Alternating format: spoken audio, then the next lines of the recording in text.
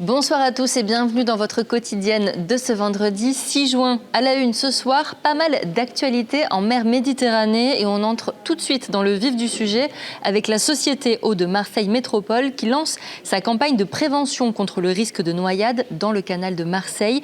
C'est en ce sens que le service départemental d'incendie et de secours s'est exercé hier à Allot. Reportage Morgane Pellegrin. Il fait déjà chaud. Mais pourtant, il vous sera impossible de vous rafraîchir dans le canal. Étant la principale source d'approvisionnement en eau potable de la ville, il est formellement interdit de mettre un pied à l'eau sous risque de vous noyer. Déjà, c'est une eau qui peut être fraîche, c'est une eau qui vient des Alpes. Et si vous tombez dans l'eau, vous aurez beaucoup de difficultés à remonter, puisque les bords du canal sont très glissants. Ils sont abrupts et glissants de par les limons qui s'y déposent. La vitesse peut être importante sur le canal, elle peut dépasser le mètre par seconde, et aussi elle est variable. Donc en fonction des saisons, il peut y avoir plus ou moins de courant, plus ou moins d'eau. Donc une situation n'est jamais la même à un moment ou à un autre. Dans certains endroits, le canal plonge en siphon, provoquant des courants violents. Une aspiration entraînant jusqu'à 6 mètres de profondeur empêche une remontée à la surface. Pour l'heure, aucun incident n'est à déplorer dans la commune d'Allot, mais en cas de chute, des gestes sont à adopter. Normalement, pour sortir d'un rappel comme celui-ci, il n'y a qu'une seule solution, c'est se laisser couler et prendre la veine qui sort en bas et se repartir avec la veine qui sort en bas. Par contre, effectivement, quelqu'un qui n'est pas habitué, c'est compliqué de se dire « je vais me laisser couler ». En fait, ici, la meilleure des solutions, c'est essayer de flotter le maximum possible, donc essayer de faire la planche. On va régulièrement couler, mais on va aussi régulièrement remonter à la surface. On va vite se fatiguer, mais ça laisse du temps aux pompiers d'arriver sur place et apporter secours à la personne.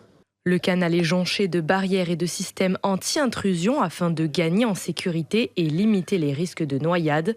En 30 ans, 10 morts sont à déplorer.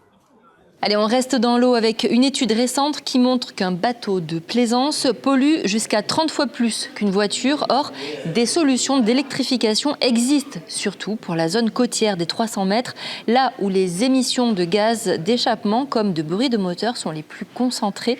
Les scientifiques et les plaisanciers seront-ils prêts à unir leurs efforts pour améliorer la qualité de l'air et de l'eau en bord de mer? Élément de réponse recueilli par Rémi Reponti.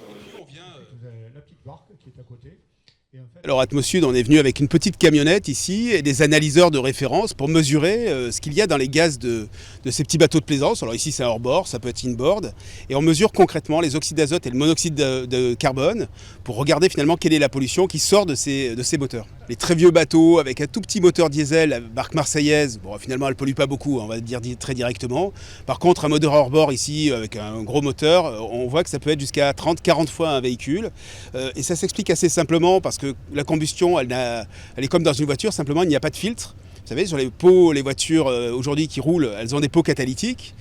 C'est pas le cas des petits moteurs de plaisance. Et donc on a une pollution qui est effectivement réelle. Et là on a une initiative aujourd'hui qui est proposée par NID, qui est d'hybrider en quelque sorte, c'est-à-dire comme sur les voitures hybrides ou sur les vélos, on vient rajouter un petit moteur électrique.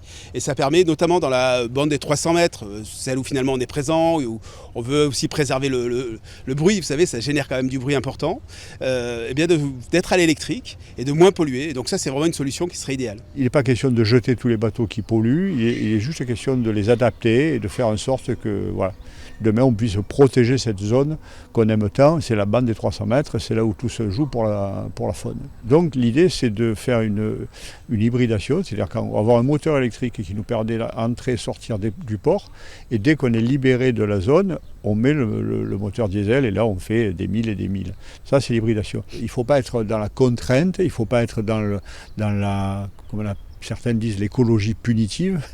Je pense qu'il faut être dans l'accompagnement. Voilà, le principe, si tout le monde le comprend, on va y aller tous ensemble, mais il faut qu'on l'adapte. Si on explique aux gens, ils sont tous capables de comprendre, d'admettre les choses, et même les plus réfractaires, ils finiront à un moment donné par comprendre. La contrainte, à mon avis, ça ne servira à rien. Les solutions techniques les plus adaptées pour une hybridation thermique électrique des moteurs de bateaux de plaisance sont encore à l'étude, mais pourraient être disponibles très prochainement. Martigues, la plage de Figuerolles, à nouveau ouverte à la baignade suite au résultat du contrôle de la qualité de l'eau de baignade réalisé mercredi. Pour rappel, la plage de Figuerolles avait été fermée pendant 2 jours suite à un contrôle sanitaire des eaux. La quantité de bactéries Escherichia coli était trop importante. L'image insolite du jour est signée Franck de Marseille, une peinture réponse au pochoir de Banksy. On y voit une coupe aux grandes oreilles avec une inscription « Just see me as the only one », traduction « Regarde-moi juste comme le seul et l'unique », de quoi faire sourire les supporters de l'OM. Contacté par la rédaction, Franck de Marseille nous a confié « Il faut voir la coupe comme une femme jalouse qui perd son éclat et qui demande aux supporters marseillais de la voir toujours comme elle est ». Ce soir, c'est la fête à Paradis Saint-Roch, à Martigues, mais sous surveillance policière. Le quartier martégal souffle officiellement sa 50e bougie, un demi-siècle de vie que la rédaction vous a fait vivre tout au long de la semaine avec une série de témoignages d'habitants. On termine ce soir avec Eliane Martin. Elle a 73 ans et pendant 35 ans, elle a été gardienne dans le quartier. Une expérience qui la lie à tout jamais à Saint-Roch. J'étais heureuse d'être gardienne. Vraiment, j'en ai pleuré. De toute façon, quand je me suis retrouvée à la retraite, tout me manquait, quoi. Hein, c'est vrai. Hein. Et du reste, j'ai encore des locataires qui viennent me voir. Madame Martin, j'ai un petit souci de là, parce qu'ils savent que encore je peux les orienter et ça me fait un grand plaisir, quoi. Je me retrouve, ouais, voilà. Mais moi, ça m'a enrichi. Parce qu'on crée vraiment des liens sociaux qui sont forts. Oui, ici. oui, je me suis fait des amis, c'est sûr. Je dirais pas des amis, mais de bonnes relations, d'accord? Un bon voisinage. Hein. Saint-Roch, c'est riche de culture. Je pense que quand on est dans une grande cité comme ça, c'est le meilleur, c'est de tous s'entendre, de sourire, je sais pas, moi, j'ai toujours, moi le matin, je me lève, je chante. Et j'ai fait fortune de tout. Je me suis enrichie, j'ai appris, les gens m'ont appris, j'ai appris des gens, voilà, c'est ça, c'est tout simple. Je veux dire par là que j'ai eu cette chance d'avoir cette place. Et voilà, d'y avoir fait ma petite fortune personnelle et dans tous les sens du terme. Et retrouvez ce témoignage au micro de Joey Temple en intégralité sur maritima.fr. Un anniversaire, comme je vous le disais, sur surveillance policière après la diffusion d'images sur les réseaux sociaux montrant un homme armé au sein du quartier Saint-Roch. La préfecture nous a indiqué avoir mis en place un dispositif de sécurité afin d'assurer le bon déroulement de la soirée. Compte rendu de la soirée dès demain matin dans notre matinale radio. Du sport à présent avec le coup d'envoi à Martigues des championnats de France de nage en eau libre. L'événement rassemble les meilleurs nageurs et nageuses en eau libre de l'Hexagone pour 3 jours de compétition intense à la base nautique de Martigues. Reportage Mathis Muru. Sous le soleil martégal, les meilleures nageuses et nageurs français se sont élancés ce matin pour la course du 10 km. Au programme 6 tours d'environ 1666 mètres. Pour une première journée bien remplie et une fierté pour toute une organisation.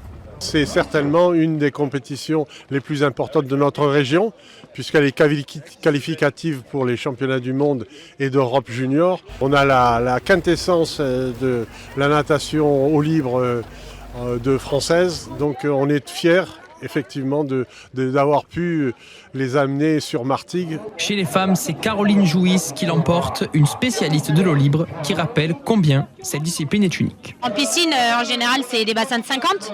Là, on est en milieu naturel, on est dans un étang. Ça peut être en mer, ça peut être en lac, ça peut être en rivière. Hein. On était dans la Seine au jeu.